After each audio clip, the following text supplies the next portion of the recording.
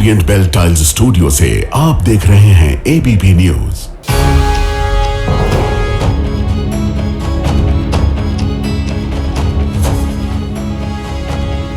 नमस्कार, मैं हूं प्रतिमा मिश्रा। आज दिन की बड़ी खबरों के साथ आइए शुरू करते हैं भारत की बात।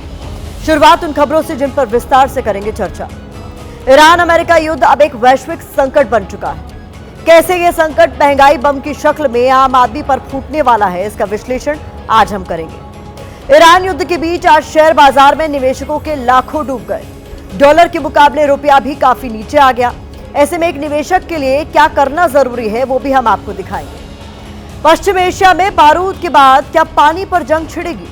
खाड़ी देशों ने क्यों अपने वाटर प्लांट पर मिसाइलें तैनात कर दी हैं, ये खबर भी आपके लिए होगी। और हर दिन की तरह रात 8:30 बजे आप मेरे साथ देखेंगे special report Trump versus Khamenei 2। तो आइए शुरुआत करते हैं और आज सबसे पहले बात ईरान युद्ध से आने वाले वैश्विक संकट की करेंगे। ईरान अमेरिका युद्ध का लगातार विस्तार हो रहा है। इस युद्ध की आंच अब पूरी दुनिया महसूस कर रही है। आप और हम यानी भारतीय भी इससे बचने वाले नहीं हैं, क्योंकि बारूद की ये जंग अब आर्थिक आक्रमण में तब्दील हो रही है। कैसे, पहले वो समझिए। कच्चे तेल के दाम तेजी से बढ़ रहा है। शेयर बाजार तेजी से लुढ़क रहा है। रुपए में भी जबरदस्त गिरावट है और सोने चांदी के दामों में काफी ज्यादा उतार चढ़ाव है। यहां सबसे जरूरी बात, ये तो सिर्फ शुरुआत है।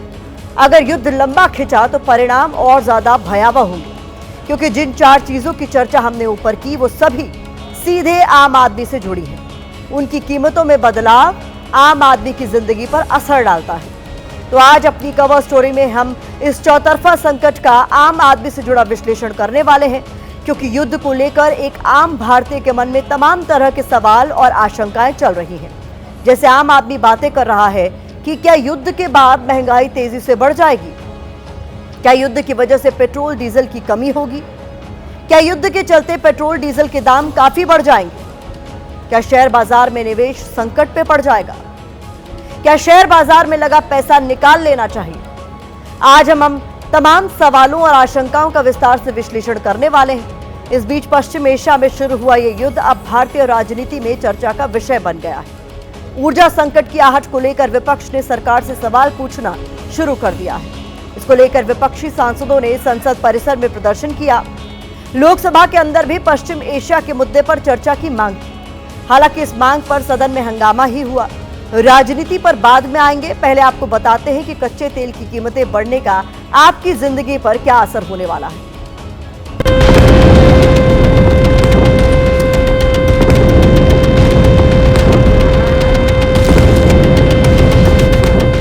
पश्चिम एशिया में ऑयल रिफाइनरी अंडर अटैक है। ईरान से बहरीन तक और कुवैत से लेकर कतर तक तेल भंडारों पर हमले तेज हो रहे हैं। रिफाइनरीज पर अटैक का मतलब है ऑयल प्रोडक्शन ठप। इसके अलावा स्ट्रेट ऑफ हॉर्मूज बंद है, जिसका मतलब है ऑयल एंड गैस सप्लाई पर संकट।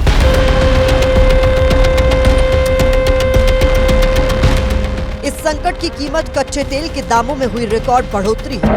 कच्चे तेल के दाम $115 प्रति बैरल तक पहुंच गए। 2022 के बाद कच्चे तेल के दामों में इतनी तेजी आई है। 10 दिनों के भीतर कच्चे तेल के दाम $44 प्रति बैरल तक बढ़े हैं, यानी इस पे 61% का इजाफा हुआ है। कई लोग कंफ्यूज होंगे कि कच्चे तेल के दाम बढ़ रहे हैं, इसका हम पर क्या असर होगा? असर तो हम पर भी होगा। कैसे, अब वो समझिए। अगर ब्रेंट क्रूड ऑयल के दाम $1 प्रति बैरल बढ़ते हैं, इसके बाद अगर तेल कंपनियां पेट्रोल के दाम बढ़ाती हैं, तो ये बढ़ोतरी 55 पैसे प्रति लीटर की होगी।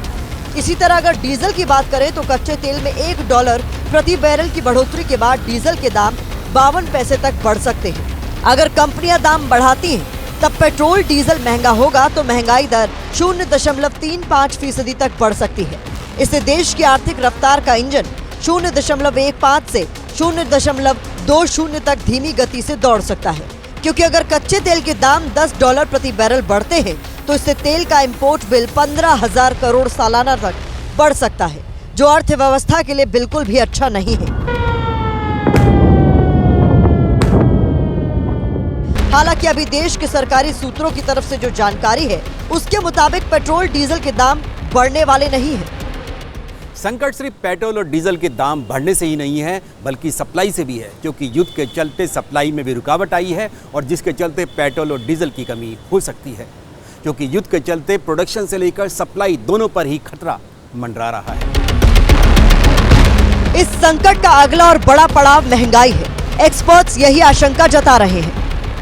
आज क्रूड ऑयल प्राइसेस में जो स्पाइक देखने को मिला है, उस वजह से मार्केट को और ये अनुमान लगा रहा है कि this is going to be bad for the Indian economy, क्योंकि हम 75% अपनी नीड जो है 70 to 75% एनर्जी नीड जो है हमारी है वो हम इंपोर्ट करते हैं। इस बीच विदेश मंत्री एस जयशंकर ने ऊर्जा संकट पर संसद में अपनी बात रखी है, देश को भरोसे में लेने की कोशिश की है। विदेश मंत्री ने एनएसए और सीडीएस के साथ हालात पर बैठक भी की है।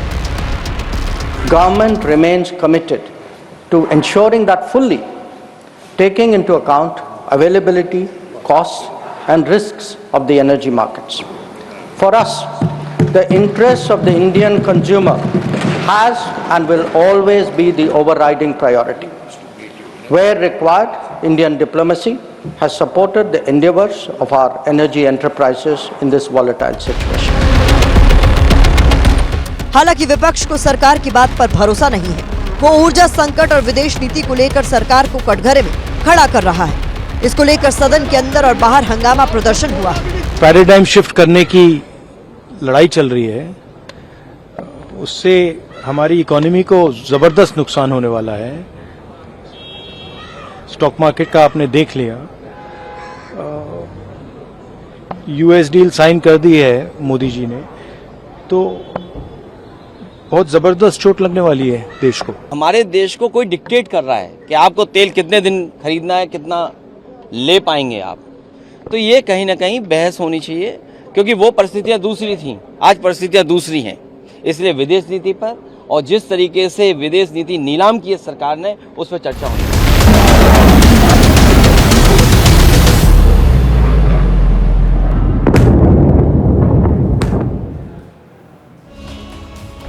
जब भी हम कच्चे तेल के संकट पर बात करते हैं तो अक्सर पेट्रोल डीजल तक जाकर रुक जाते हैं, जबकि कच्चा तेल हमारी जिंदगी में काम आने वाली कितनी ही चीजों के लिए जरूरी है। ग्राफिक्स के जरिए अब आपको ये समझा देते हैं। जरा पीछे गौर कीजिएगा, ये ग्राफिक्स आप ध्यान से देखिए। अब आपको इसको समझा देते हैं बहुत ही आसानी से। ये एक पूरा चार्ट है कि कच्चे तेल का कहां कहां इस्तेमाल होता है। ऑयल एंड गैस की शक्ल में हमारे पास आने के बाद इससे क्या क्या फाइनल प्रोडक्ट्स निकलते हैं। जैसे ऑयल गैस के बाद इससे एथिलीन, मेथनॉल और प्रोपिलीन जैसे बेसिक केमिकल बनते हैं। इसके बाद जो फाइनल प्रोडक्ट्स सामने आते हैं वो है प्लास्टिक, विस्फोटक, इंडस्ट्रियल केमिकल, पेंट कोटिंग, साबुन, डिटर्जेंट और डाई। अब इनका इस्तेमाल कहां होता है उस पर भी जरा ध्यान दीजिए, क्योंकि हमने आपके लिए रिसर्च की है। इसका इस्तेमाल ऑफिस और इंडस्ट्रियल उपकरण, appliances, packaging, vehicle, machinery, electricals, air and space समेत तमाम जगहों पर होता है। तो संकट सिर्फ पेट्रोल डीजल तक सीमित नहीं है, बल्कि कच्चा तेल कई चीजों के लिए बेहद जरूरी है। क्या आने वाले दिनों में इसकी कीमतें और ज्यादा बढ़ सकती हैं? एक्सपर्ट्स की क्या राय है, ये भी जानिए। एक सीमा तक जो है हम अपने पेट्रोलियम रिजर्व से जो हमने बना के रखा हुआ उससे इस चीज को रोक सकते हैं, लेकिन अगर लंबा खींचेगा तो हम इसको बढ़ने से रोक नहीं सकते। और ऑयल एंड गैस के बढ़ने का मतलब है कि आम आदमी के जेब से खर्च बढ़ेगा। सारी चीजें जो हैं वो अंत में जो है महंगाई को बढ़ाएंगी, और जब महंगाई को बढ़ाएंगे तो कंपनियों के जो है प्रॉफिट प्रभावित होंगे। और जब भी आप देखेंगे कि ऊर्जा संकट आया है, जिस तरह से अभी खाड़ी युद्ध के समय गल्फ में जो चल रहा है उस समय आया है, तो फिर से जो है हम देख रहे हैं कि ऑयल एंड गैस के दाम बढ़ रहे हैं और साथ में शेयर मार्केट बहुत ही नेगेटिव ट्रेंड कर रहा है। तेल और गैस की कमी की खबरों के बीच आज एक खबर पुणे से भी सामने आई। पुणे महानगर पालिका ने शहर के सभी गैस से संचालित शवदाह गृह अस्थायी रूप से बंद करने का फैसला किया है। पुणे शहर में गैस से चलने वाले 27 शवदाह गृह हैं जो बंद हो गए। हालांकि म्युनिसिपल कॉर्पोरेशन ने लोगों को परेशानी से बचाने के लिए दूसरे इंतजाम किए हैं। शहर के इलेक्ट्रिक और एयर पोल्यूशन कंट्रोल सिस्टम पर आधारित शवदाह गृह चलते रहेंगे।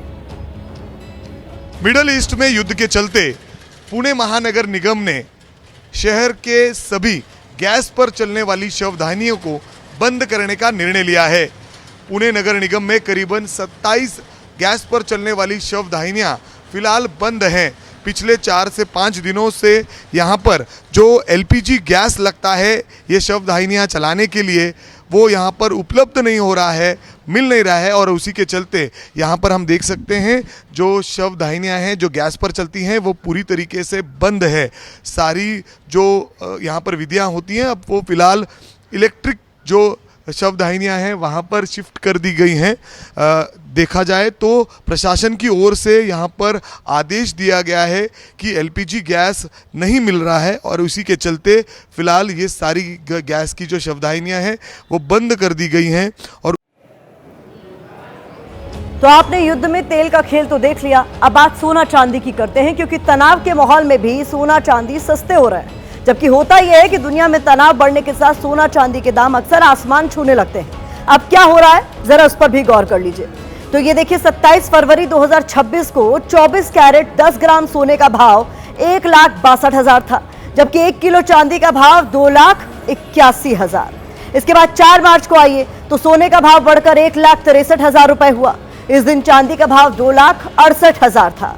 6 मार्च की बात कर लें तो 10 ग्राम सोने का भाव 1,61,000 रहा था। 1 किलो चांदी का भाव 2,68,000 रुपए था। आज की बात करें लेटेस्ट यानी 9 मार्च को 24 कैरेट 10 ग्राम सोने का भाव 1,60,000 रहा। वहीं 1 किलो चांदी का भाव 2,64,000 के आसपास रहा। यानी जब से युद्ध की शुरुआत हुई है सोने और चांदी के दाम कम हुए हैं। अब ये चमत्कार कैसे हुआ है इस रिपोर्ट को देखकर आपको पता चल जाएगा।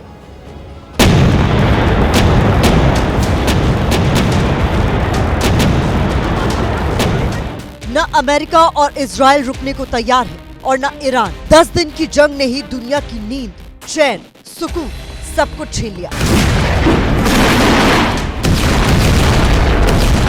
जब भी दुनिया में अस्थिरता बढ़ती है सोने चांदी की कीमतें आसमान पर पहुंच जाती हैं। लेकिन इस बार जंग के बीच सोने चांदी दोनों की ही अलग चाल देखने को मिल रही है। सोने चांदी के रेट युद्ध के बीच बढ़ने के बजाय गिरे हैं।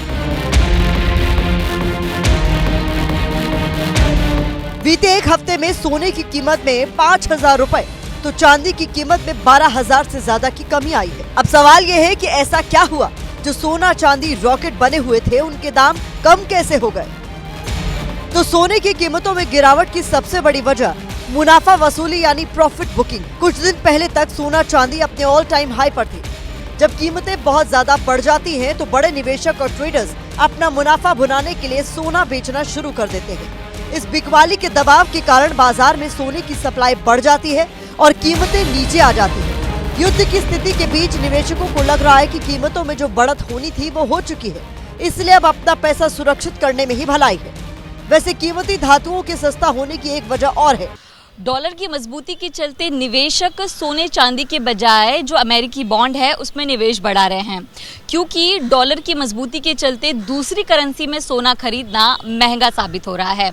इसके अलावा जो फेडरल रिजर्व है उनके ब्याज दरों में कोई कमी नहीं आई है, जिसके चलते सोने चांदी की कीमत जो है वो कम हुई है। सोना ऑलरेडी एक इतने ऊंचे उस पे पहुंच चुका था कि लोग उसकी जब ऊंचा पहुंच चुका है उसका दाम तो लोग उसमें प्रॉफिट बुक करना चाहते हैं। और दूसरा शेयर मार्केट क्रैश होने से क्या है कि कोई भी लिक्विडिटी अगर चाहिए किसी को भी बिजनेसमैन को तो वो अपने शेयर से नहीं निकाल सकता, क्योंकि शेयर आर ऑल टाइम लो। तो ऐसे में फिर उसको पैसा निकालने के लिए ये होता है कि आप अपना सोना या चांदी बेच दीजिए। और क्योंकि जब लोग सोना और चांदी बेच रहे हैं तो ऑटोमेटिकली सोने का दाम कम हो जाता है। जंग में घिरे दुबई के सोना व्यापारियों को इसके स्टोरेज के लिए भी भारी भरकम किराया चुकाना पड़ रहा है। इस खर्च से बचने के लिए व्यापारी अब लंदन बेंचमार्क प्राइस से करीब $30 प्रति औंस तक की भारी छूट पर अपना सोना बेच रहे हैं। ये भी इसके सस्ता होने की बड़ी वजह है। सोने के दाम में तेजी के नहीं होने के जो कारण है वो डॉलर का मजबूती है, और तीसरा जो वैश्विक हालात बने हुए उसमें डॉलर एसेट्स काफी मजबूत होते जा रहे हैं। इसलिए अब चांदी वो सेफ हेवन एसेट नहीं रहा जो पहले था, और इस directly linked with industrial production, and industrial production affect होगा due to the constraint on supply chain of energy. इसलिए हम चांदी के रेट में गिरावट देख रहे हैं। सोना चांदी के दाम कम होना एक राहत जरूर है, लेकिन मार्केट एक्सपर्ट इसे अभी अस्थायी ही बता रहे हैं, यानी सोने चांदी के दाम आगे भी ऊपर नीचे होते रहेंगे। गैस तेल की बात हो गई, सोने चांदी की बात हो गई। अब वक्त आपको ये बताने का है कि युद्ध का शेयर बाजार पर आगे क्या असर होने वाला है, क्योंकि हमारे देश में 13 करोड़ से ज्यादा निवेशक हैं। हो सकता है कि आप भी किसी न किसी तरह से शेयर बाजार में पैसे निवेश करते हो। युद्ध के माहौल में जब बाजार गिर रहा है तो आपको क्या करना है, वो जानने से पहले आपको आज बाजार की गिरावट भी दिखा देते हैं। क्या हालात आज बाजार में रहे, जरा इस पर गौर कर लीजिए। सेंसेक्स की अगर हम बात करें तो सेंसेक्स में 1424.55 अंकों की गिरावट आई है, जिसके बाद बीएसई जो है, बीएसई का आंकड़ा आपके सामने है, 77,000 पर आ गया है। एक दिन में निवेशकों के 8 लाख करोड़ रुपए डूब गए हैं। बीते 10 दिनों में बाजार में आपको बता दें 3,793 अंकों की गिरावट दर्ज की गई है। अब बाजार में गिरावट क्यों आ रही है वो भी आप जरा देख लीजिए। ये आंकड़े आपने देख लिए, वो समझ लीजिए। अब इसके बाद ये समझिए कि कच्चे तेल के दामों में बढ़ोतरी बाजार में जो गिरावट है, गिरावट की एक वजह बनी है। इसके अलावा ये डिटेल्स आपके सामने मैं रख रही हूँ। ईरान युद्ध चूंकि लंबा खिंचने की आशंका भी मार्केट पर असर डाल रही है, ये हालात इसलिए भी बन रहे हैं। इसके अलावा बता दें आपको, बाजार में जो मुनाफा वसूली है वो देखी जा रही है, जिससे ये गिरावट देखी जा रही है। इसके अलावा महंगाई बढ़ने की आशंका और धीमी आर्थिक वृद्धि दर का अनुमान बाजार की जो सेंटिमेंट्स हैं उन्हें प्रभावित कर रहा है। ऐसे में जरूरी सवाल यह हो जाता है कि एक निवेशक को इस वक्त क्या करना चाहिए। एक्सपर्ट से जानिए।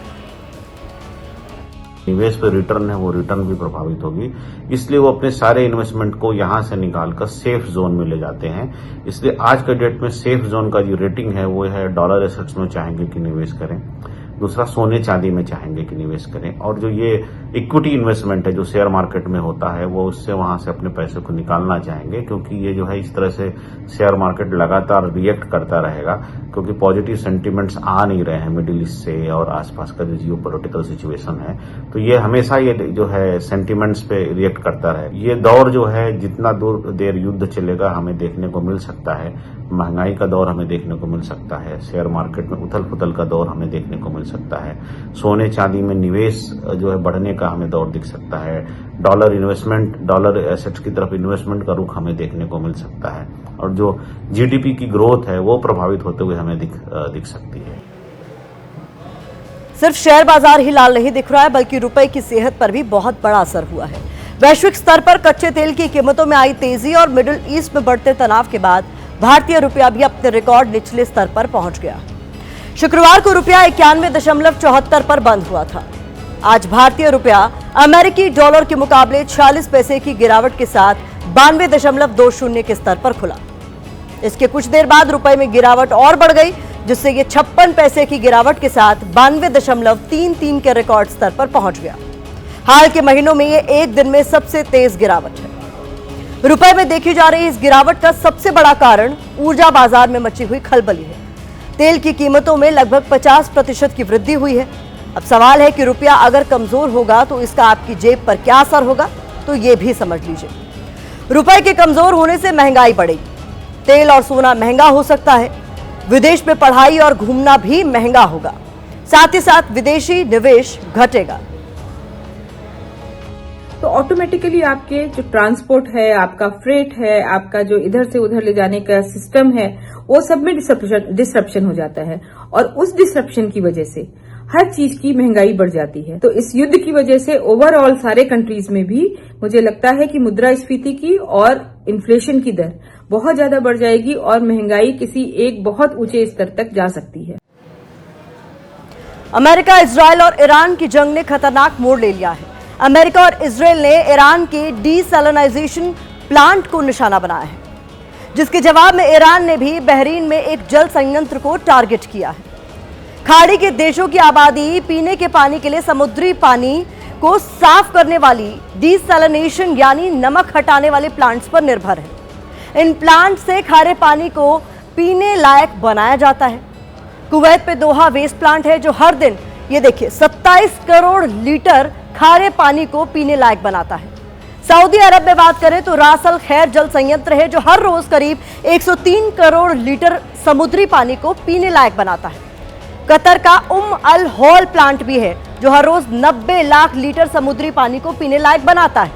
यूएई का जबेल अली प्लांट की बात करें तो हर दिन 222 करोड़ लीटर पानी को, जो कि खारा पानी है, उसे पीने लायक बनाता है। इसी तरह ओमान का सूर प्लांट रोज करीब 13 करोड़ लीटर खारे पानी को साफ करता है। अब जंग के बीच इन्हीं पानी के प्लांट को निशाना बनाया जा रहा है। जिसके बाद अलग अलग देशों ने अपने वाटर प्लांट को हमले से बचाने के लिए मिसाइलें तैनात कर दी।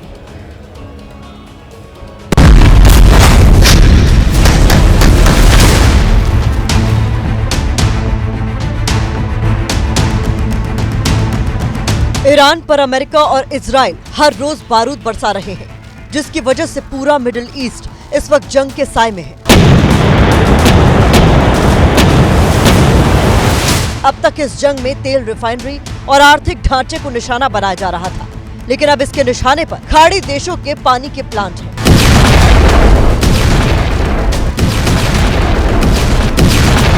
ईरान के विदेश मंत्री आरागाची का आरोप है कि अमेरिका ने उनके देश के उस डिसैलिनेशन प्लांट पर हमला किया है जहां से 30 गांवों के लोगों को साफ पानी की सप्लाई होती थी। इसके जवाब में ईरान ने भी बहरीन के जल संयंत्र पर हमला किया है।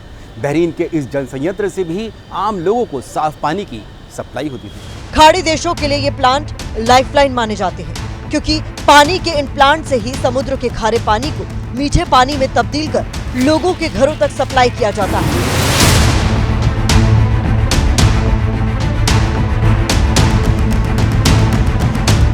लेकिन अब यही प्लांट टारगेट पर आ गए हैं, जिससे खाड़ी में पानी का बहुत भीषण संकट खड़ा हो सकता है।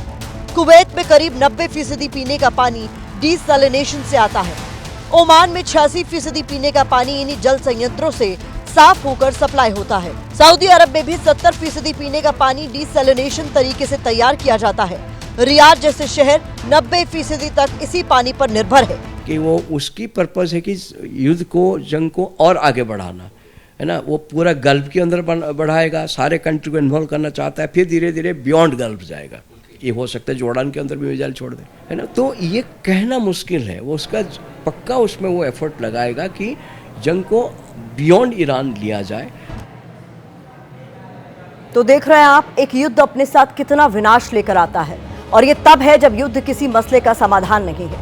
इसलिए मशहूर शायर साहिर लुधियानवी ने लिखा है, जंग तो खुद ही एक मसला है, जंग क्या मसलों का हल देगी।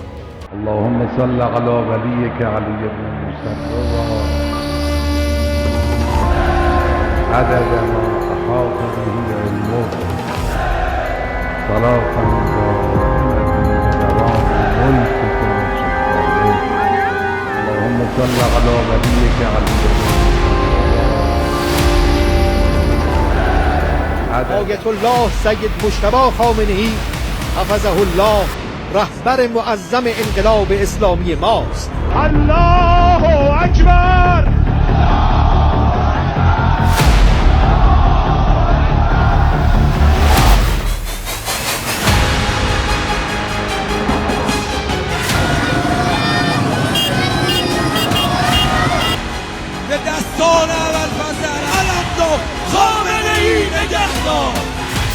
बहुत स्ट्रॉन्ग आदमी है, बहुत शक्ति है उनके पास, काफ़ी मतलब सपोर्ट हो रहा है।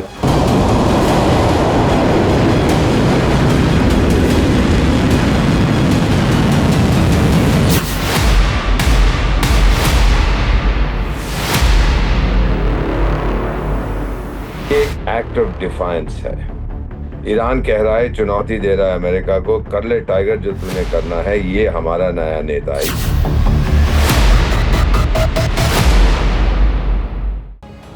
ईरान के supreme leader Ayatollah Ali Khamenei की मौत के बाद पूरी दुनिया के मन में यह सवाल था कि ईरान की बागडोर अब कौन संभालेगा, और उसका जवाब मिल गया। आयतुल्लाह अली खामेनेई के 56 साल के बेटे मुज्तबा खामेनेई को ईरान का नया सर्वोच्च नेता चुना गया है। और आपकी स्क्रीन पर मौजूद इजरायली डिफेंस फोर्सेस की तरफ से जारी किया गया ये पोस्टर बता रहा है कि युद्ध के बीच नए सर्वोच्च नेता के चुनाव से इजरायल और अमेरिका को कितनी मिर्ची लगी है। पोस्टर जारी करके इजरायल ने धमकी दी है कि वो खामेनेई की तरह उनके बेटे मुज्तबा को मिटा देगा। लेकिन सच्चाई यह है कि मुज्तबा के नया सुप्रीम लीडर चुने जाते ही ईरान की तरफ से अमेरिकी और इजरायली ठिकानों पर ताबड़तोड़ अटैक शुरू हो गए। तेल अवीव के आसमान से लेकर बहरीन की ऑयल कंपनी तक धमाकों की आवाज सुनाई दे रही थी, जबकि ईरान के कोने कोने से नए सुप्रीम लीडर के स्वागत में जश्न मनाया जा रहा था। और आज हम आपको खामेनेई के बेटे मुज्तबा की वो कहानी दिखाने जा रहे हैं जो अब तक नहीं सुनी गई थी, क्योंकि मुज्तबा सत्ता के आसपास तो रहे लेकिन खामेनेई की परछाई बनकर, और इसीलिए मुज्तबा को ईरान का मिस्ट्री मैन भी कहा जाता है।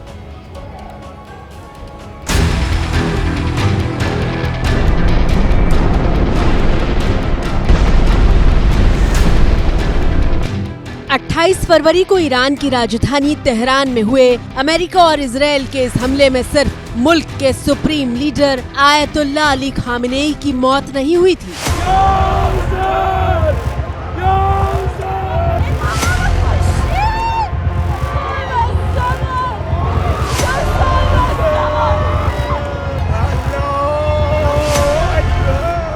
इस हमले में मुज्तबा खामेनेई के पिता मारे गए थे।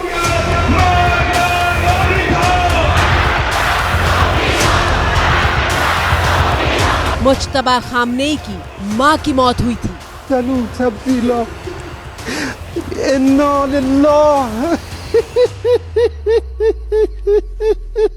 और मुज्तबा खामेनेई की पत्नी ने भी उसी दिन आखिरी सांसें ली थी।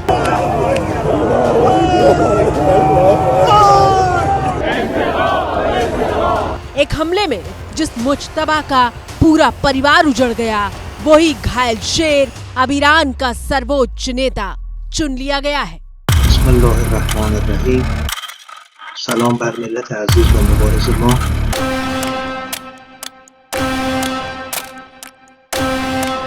ईरान के सुप्रीम लीडर का पद एक ऐसा व्यक्ति संभालेगा जिसके बारे में खुद उनका मुल्क भी बहुत ज्यादा नहीं जानता।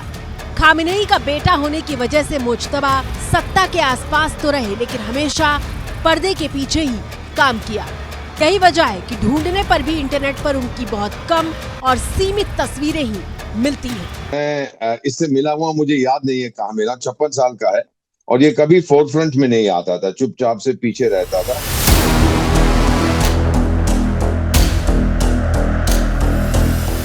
साल के मुज्तबा ने शायद ही सार्वजनिक मंच पर कोई भाषण दिया। राजनीतिक रैलियों से लेकर बैठक में भी मुज्तबा दिखाई नहीं देते थे। ईरान की राजधानी में मुज्तबा एक रहस्यमयी किरदार बनकर रहे, लेकिन उनके बारे में कहा जाता है कि वो अपने पिता के साथ साए की तरह मौजूद रहते थे और सुरक्षा व्यवस्था से लेकर मजबूत नेटवर्क तैयार करने में अहम भूमिका भी अदा की।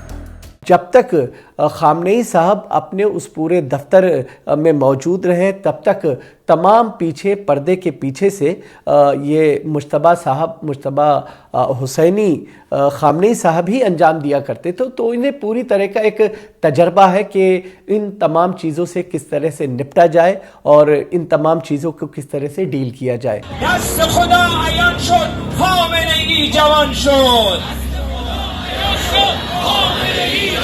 अल्लाहु अकबर, अल्लाहु अकबर, खामेनेई रहबर, खामेनेई रहबर। रविवार रात को जैसे ही ईरान के नए सुप्रीम लीडर के लिए मुज्तबा खामेनेई के नाम का ऐलान हुआ, कोने कोने में जश्न शुरू हो गया। इन तस्वीरों को देखिए, जिस ईरान के आसमान से बारूद बरस रहा है, वहां अपने नए नेता के स्वागत में बिना किसी खौफ के जश्न का जुलूस निकाला जा रहा था। कंसेंसस बना है कि एक बंदा का रखें 3 कारण के लिए। एक, कॉम्प्रोमाइज नहीं करेगा उनके जो पिताजी का हत्यारा के साथ। दूसरे है कि उसको लेजिटिमेसी चाहिए सत्ता में रहने के लिए। तीसरे है कि जो भी स्ट्रक्चर अभी है मिलिट्री, वो है कि आपके जो स्टेट के स्ट्रक्चर उसमें अपना कंट्रोल करें। ईरान में मौजूद 88 सदस्यों वाली धार्मिक संस्था असेंबली ऑफ एक्सपर्ट्स ने सुप्रीम लीडर के तौर पर मुज्तबा खामेनेई को चुना है। और जैसे ही मुज्तबा के नाम का ऐलान हुआ, खाड़ी देशों में अमेरिकी ठिकानों से लेकर इजराइल तक पर ईरान की मिसाइलों ने अटैक करना शुरू कर दिया।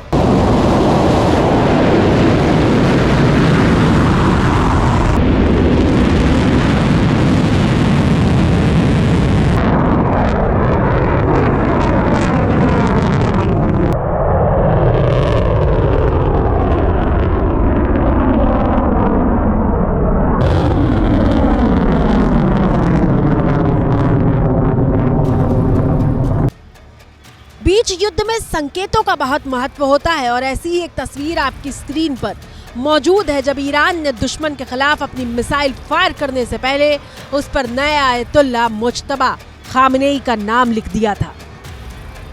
एक कंसेंसस कैंडिडेट है, और भी लोग हो सकते थे, लेकिन जंग के टाइम में सेफ्टी इसी में है कि आप कंटिन्यूटी बनाइएगा, कि इससे पहले जो था वो चला गया है और उसके बाद वो व्यक्ति, क्योंकि आयतुल्लाह अली खमैनी जो पुराना लीडर था, खुमैनी, उसका बेटा कोई नहीं था, ये तो कोई दूसरा था, लेकिन इस बार उसके बेटे को रखा है क्योंकि कंटिन्यूटी बताना चाहते हैं कि जो उसकी पॉलिसीज थी, उसका बेटा जो बिहाइंड द सीन, मैं बाय द वे मिला हुआ इन पे, मुझे याद नहीं है कहाँ पर कहीं ना कहीं बिहाइंड द सीन्स ये काम करता रहा है और ये जानता है किस प्रकार की पॉलिसीज से ईरान के लोग, खासतौर रेवोल्यूशनरीज, किस प्रकार से वो रिस्पॉन्ड करते हैं। इसीलिए कहा जा रहा है कि ट्रंप वर्सेस खामेनेई 2 का नया एपिसोड शुरू हो गया है, क्योंकि ट्रंप के सामने ईरान के सर्वोच्च नेता की कुर्सी पर बैठे उसी व्यक्ति का खून है जिसे मिटाने के लिए अमेरिकी राष्ट्रपति ने अपनी पूरी ताकत लगा दी। हालांकि राष्ट्रपति ट्रंप 28 फरवरी को हमले के बाद से काफी खुश और संतुष्ट थे, क्योंकि आयतुल्लाह अली खामेनेई की मौत के बाद यह आशंका जताई जा रही थी कि उनके बेटे मुज्तबा खामेनेई भी मारे गए हैं। कई दिनों तक मुज्तबा के बारे में कोई खबर नहीं आई, लेकिन 3 मार्च को ईरान के सरकारी मीडिया ने बताया कि मुज्तबा जिंदा हैं और देश के अहम मामलों पर सलाह मशवरा और समीक्षा में लगे हुए हैं। मुज्तबा ईरानी सत्ता की रीढ़ बनकर रहे, लेकिन कभी कोई सरकारी पद नहीं संभाला और ना ही कोई इंटरव्यू दिया। अमेरिकी राजनयिक दस्तावेजों में मुज्तबा खामेनेई को पर्दे के पीछे की असली ताकत बताया जाता है, जिनकी छवि एक सक्षम और दृढ़ नेता की है। हालांकि परिवारवाद के खिलाफ रहने वाले खामेनेई नहीं चाहते थे कि उनका बेटा ईरान का सुप्रीम लीडर बने, लेकिन मौजूदा हालात को देखते हुए इस कुर्सी पर ईरान को सबसे मुफीद मुज्तबा ही लग रहे हैं, क्योंकि ट्रंप और इजराइल को ऐसे ही जवाब दिया जा सकता है।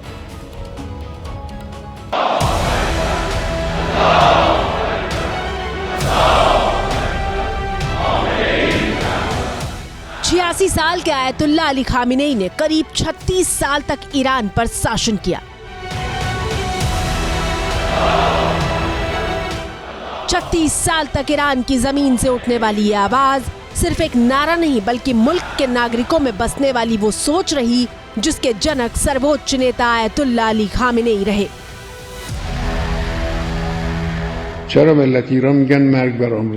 अमेरिका पूछता है कि ईरान डेथ थ्रू अमेरिका क्यों कहता है। मैं अमेरिका के लीडर्स को एक बात साफ कर दूं कि डेथ थ्रू अमेरिका का मतलब है ट्रंप की मौत। इसका मतलब है अमेरिका के शासकों की मौत।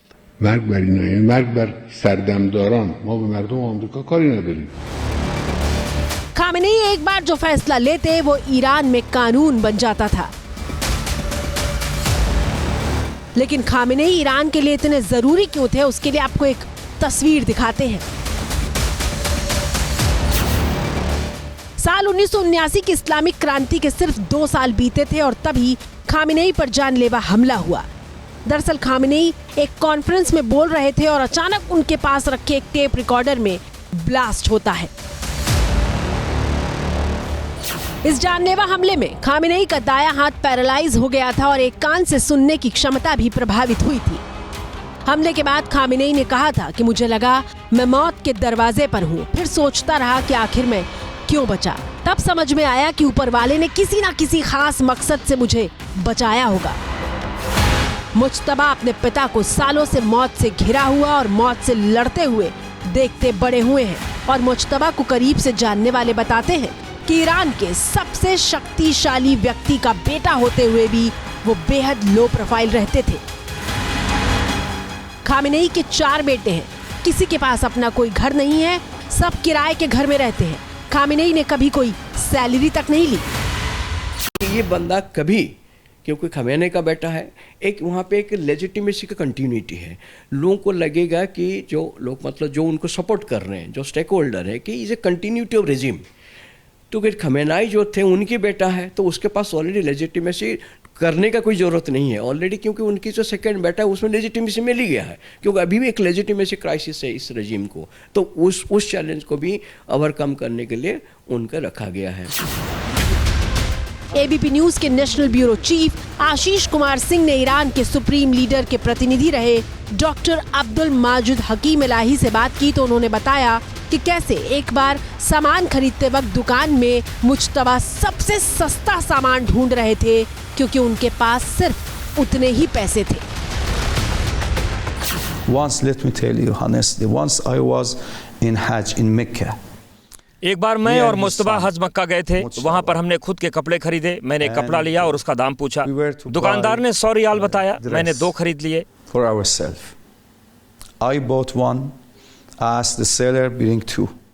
मैंने मुस्तबा से कहा कि आप भी एक ले लो। उन्होंने कहा नहीं, मेरे पास इतने पैसे नहीं हैं, मैं नहीं खरीदूंगा। इससे सस्ता कुछ है? दुकानदार ने कहा हाँ 50 रियाल का है। मुस्तबा ने उसे भी मना कर दिया और कहा कि ये भी मेरे लिए महंगा है। फिर दुकानदार ने 20 रियाल का एक कपड़ा दिखाया और कहा कि ये 20 रियाल का है, लेकिन इसकी क्वालिटी अच्छी नहीं है। मुस्तबा ने कहा ये वाला दे दो, मेरे लिए ठीक है।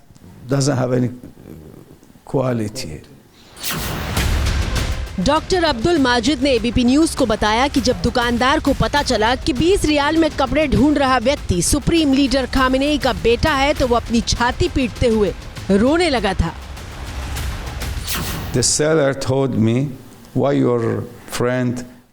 दुकानदार ने मुझसे कहा आपका दोस्त बहुत कंजूस है।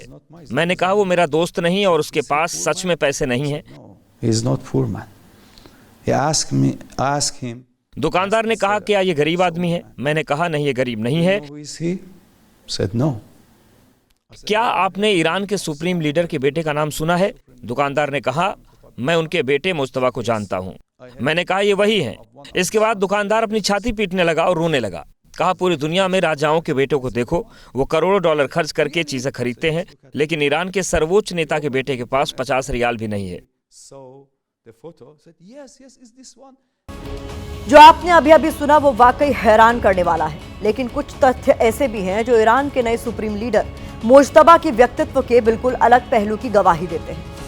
जनवरी 2026 में ब्लूमबर्ग की एक इन्वेस्टिगेटिव रिपोर्ट के मुताबिक मुज्तबा खामेनेई ने शेल कंपनियों और तेल व्यापार के पैसों के जरिए यूरोप और पश्चिम एशिया में महंगी रियल एस्टेट कंपनी बनाई और असली मालिकाना हक भी छिपाया।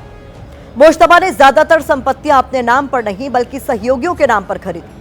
संपत्ति खरीदने के लिए पैसा सीधे ईरान से नहीं भेजा गया, बल्कि स्विट्जरलैंड, यूएई और ब्रिटेन जैसे देशों के बैंक खातों से ट्रांसफर किया गया। आरोप है कि यह पैसा मुख्य रूप से ईरान के तेल व्यापार से आया। इन पैसों से लंदन के पॉश इलाकों से लेकर दुबई में लग्जरी विला और स्पेन में 5 स्टार होटल तक खरीदे गए। लेकिन ताजा स्थिति यह है कि ईरान का मुस्तकबिल अब मुज्तबा के हाथ में है, जो 17 साल की उम्र में ईरान इराक युद्ध भी लड़ चुके हैं।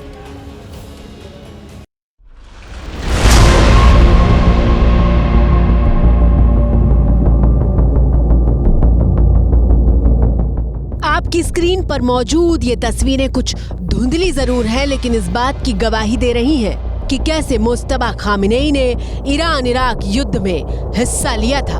वो आम सैनिकों की तरह मौजूद थे। आंखों पर चश्मा है और सिर पर लाल रंग का कपड़ा बंधा हुआ है। 17 साल की उम्र में वो सिर्फ एक आम सैनिक थे, लेकिन करीब 39 साल बाद मुज्तबा खामेनेई ईरान के लिए सबसे जरूरी बन गए हैं। 1980 के दशक में जब ये टीनेजर था तो ईरान और इराक के बीच में जंग हुआ था।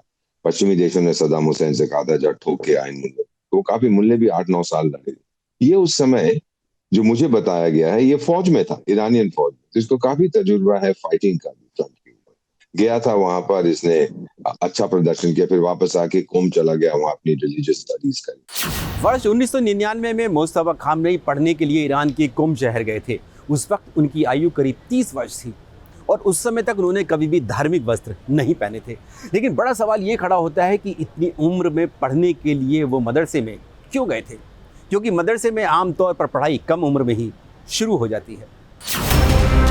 शायद खामेनेई जानते थे कि आने वाले वक्त में उनका बेटा मुज्तबा ईरान की सत्ता का उत्तराधिकारी बन सकता है, इसलिए आयतुल्लाह बनने के लिए जरूरी धार्मिक शर्तें पूरी की जा रही थी। ये एक सेफ कैंडिडेट है, कंसेंसस कैंडिडेट, नहीं तो आपस में जंग छिड़ जाती। कोई आयतुल्लाह कहता है मुझे बनाओ, दूसरा आयतुल्लाह कहता है मुझे बनाओ। वहां पे अमेरिका में बैठा हुआ शाह का बेटा वो वापस आने की बात कर रहा है कि मैं एक फादर फिगर बनूंगा, मैं एक हीलिंग टच प्रोवाइड करूंगा। मुज्तबा पर्दे के पीछे रहते हुए कितने सक्रिय रहे हैं उसकी एक मिसाल साल 2005 में मिलती है। मुज्तबा का नाम पहली बार 2005 में राष्ट्रपति चुनाव के वक्त सार्वजनिक रूप से चर्चा में आया था, जिसमें कट्टरपंथी माने जाने वाले महमूद अहमदी निजाद की जीत हुई थी। आरोप था कि मुश्तबा ने चुनाव में आरजीसी के जरिए दखल दिया और अलग अलग समूहों ने धार्मिक संगठनों में पैसा बांटा ताकि अहमदी निजात की जीत सुनिश्चित की जा सके।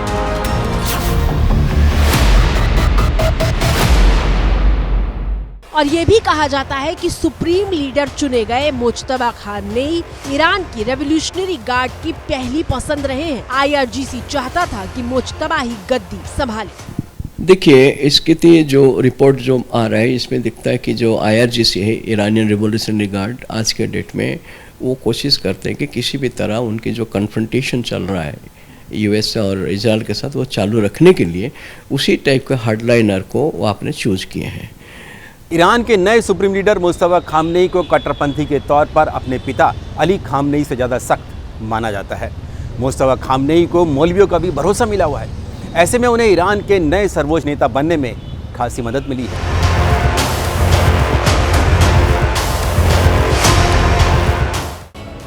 जाहिर तौर पर मुज्तबा खामनेई सिर्फ ईरान के नए सुप्रीम लीडर नहीं बने हैं, बल्कि वो अमेरिका और इजराइल की हिट लिस्ट में आ चुके हैं। ईरान युद्ध में घिरा हुआ है और ट्रंप और नेतन्याहू मुज्तबा को खत्म करके ईरान को तोड़ना चाहेंगे, लेकिन रक्षा जानकारों के मुताबिक इस बार ये इतना आसान नहीं है और ईरान कड़ी टक्कर दे रहा है, इसलिए ये युद्ध अभी लंबा खिंचेगा। इसी के साथ भारत की बात पर मुझे दीजिए इजाजत। कल रात 8 बजे आप सभी से फिर होगी मुलाकात।